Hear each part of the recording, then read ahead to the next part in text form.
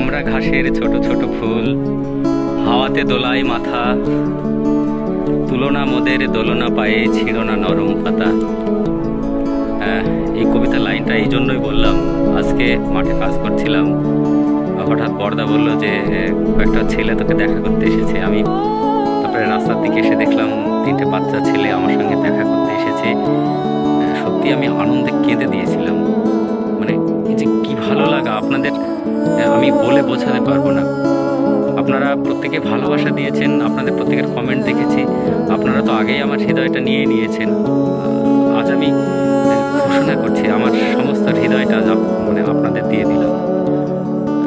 তারপরে ওরা বললো কাকু ছবি তুলবো, ওরা ছবি তুললো, আমি একটা ছবি নিয়ে নিলাম। আমার খুব ভুল হয়েছে, ওদের সঙ্গে আমি যদি ওদের সঙ্গে নিয়ে আমি এই কবিতাটা ওদের শোনাতে পারতাম ভালো হতো। আমার তখন মাথায় আসেনি, কিন্তু এখন আমি তখন থেকে ভাবছি, আর আমার হৃদয়টা না একেবারে মুষড়ে উঠছে।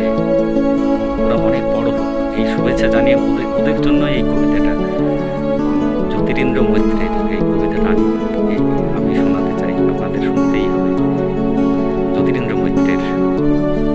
আমরা ঘাসের ছোট ছোট ফুল, হাওয়াতে দোলায় মাথা, তুলনা মোদের দোলনা পায়ে, ছিঁড়ো না নরম পাতা।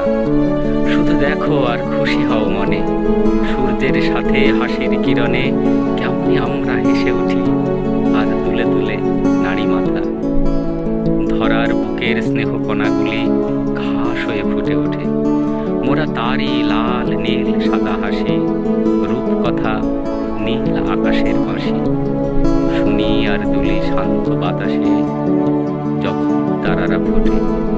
তোমরা অনেক বড় হও, অনেক।